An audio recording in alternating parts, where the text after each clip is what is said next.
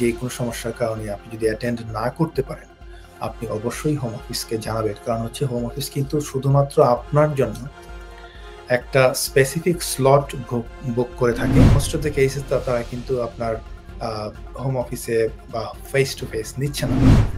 বেশিরভাগ ক্লেমই হচ্ছে এখন ভিডিও কলিং এর মাধ্যমে হচ্ছে এবং ফেস টু ফেস ইয়েটা খুবই কম। আর এই ভিডিও কলিং এর মাধ্যমে হওয়ার যে সুবিধাটা সেটা হচ্ছে যে তারা ইন্টারভিউয়ারকে স্পেসিফিক কোনো জায়গায় যেতে হচ্ছে না। তারা ইভেন বাসায় বসে হয়তো একটা সেটআপের মধ্যে তারা কিন্তু ইন্টারভিউটা নিয়ে নিতে পারছে। Stonebridge Legal Solutions Limited, your trusted immigration partner. এই ধাপের আবেদনকারী যখন ইন্টারভিউর জন্য কল পাবেন, তিনি যে কোনো ইমার্জেন্সি রিজন, এটা হোক মেডিকেল রিজন, হোক তার ফ্যামিলি রিজন, হোক তার নানা ইস্যু, অথবা যে দূরত্বে তিনি যাচ্ছেন সেই দূরত্বে যাওয়ার জন্য তিনি টাইমটা ম্যানেজ করতে পারলেন না, এনি সার্কামস্টেন্সেস এটা রিস্কেডিউল করার কোনো সুযোগ আছে কিনা?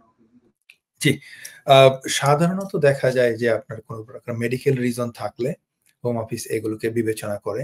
তাছাড়া অন্যান্য যে কোনো সমস্যা যদি থাকে, এটা পারিবারিক সমস্যা হোক বা যে কোনো সমস্যার কারণে আপনি যদি অ্যাটেন্ড না করতে পারেন, আপনি অবশ্যই হোম অফিসকে জানাবেন। কারণ হচ্ছে হোম অফিস কিন্তু শুধুমাত্র আপনার জন্য একটা স্পেসিফিক স্লট বুক করে থাকে এবং এখানে শুধু আপনি না, আপনার জন্য একজন ইন্টারপ্রেটার বুক করে থাকে। আপনি নাও আসেন, ইন্টারপ্রেটারকে কিন্তু পে করতে হয়। কারণ যেহেতু সে স্পেসিফিক কয়েক ঘন্টার জন্য তাকে বুক করেছে। সো এইজন্য আমি বলবো যে আপনি হোম অফিসকে আগে থেকেই জানিয়ে দিবেন যদি কোনো স্পেসিফিক রিজন থাকে, মেডিকেল রিজন হোক বা অন্যান্য যে কারণেই হোক, বা আপনার বাচ্চার যদি অসুস্থ থাকে বা আপনার বাচ্চাকে যদি কোনোভাবে চাইল্ড কেয়ারে আপনি যদি অ্যারেঞ্জ করতে না পারেন, সো বিভিন্ন যে কারণেই হোক, এটা আপনি অবশ্যই আগে থেকে হোম অফিসকে এই বিষয়টা জানাবেন, যাতে করে তারা রিস্কেডিউল করলে তাদের যে বাজেট রয়েছে সেখান থেকে তারা হয়তো কিছু টাকা সেভ করতে পারবে। But obviously end of the day this is our public fund.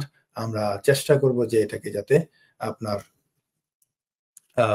মানে এটা যাতে কোনোভাবে ভুলভাবে খরচ না হয়।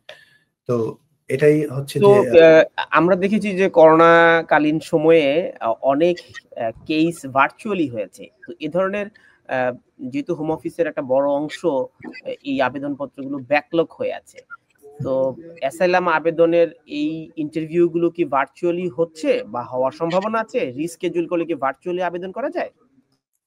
জি, আসলে আবেদনটা তো আপনাকে ইন্টারভিউটা রিস্কেডিউল করা হয়, সেটা কি ফেস টু ফেস হবে নাকি এটা কি বলে এটাকে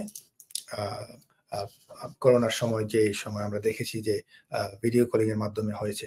এখন কিন্তু মোস্ট অফ দ্য কেসেস আমি যেটা দেখেছি, মোস্ট অফ দ্য কেসেস তারা কিন্তু আপনার হোম অফিসে বা ফেস টু ফেস নিচ্ছে না। আপনি দেখবেন যে এই সময় আপনার হোম অফিস পুরো দেশ জুড়ে আপনার শত সেন্টার ভাড়া করেছে তারা।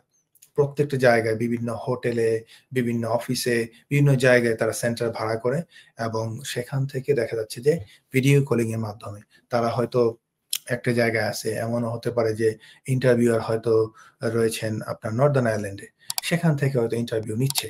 সো ইন্টারভিউয়ার যেখানেই থাকুক না কেন, আপনার ভিডিও কলিং এর মাধ্যমে কিন্তু তারা আপনার ইন্টারভিউটা কন্ডাক্ট করতে পারছে এবং আমার এক্সপেরিয়েন্স অনুযায়ী আমরা দেখতে পাচ্ছি যে বেশিরভাগ ক্লেমই হচ্ছে এখন ভিডিও কলিং এর মাধ্যমে হচ্ছে এবং ফেস টু ফেস ইয়েটা খুবই কম।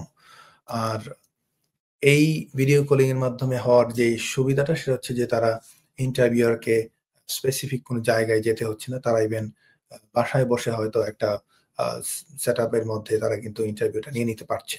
সো এইজন্য আমি বলবো যে যেভাবেই হোক, ইট ডাজন্ট ম্যাটার, এটা ফেস টু ফেস হোক আর হোক, অ্যাজ লং এজ আপনার বক্তব্যটা আপনি সঠিকভাবে আপনি উপস্থাপন করতে পারছেন, আপনার যে ডকুমেন্টেশন আছে সেগুলো আপনি সাবমিট করতে পারছেন, সেটা ফেস টু ফেস হোক আর হোক, ইন্টারভিউ যেভাবে হোক, ইট ডাজন্ট রিয়েলি ম্যাটার। আপনার সেটা মেরিটটা যদি থাকে আপনাকে অবশ্যই ওইভাবে বিবেচনা করা হবে।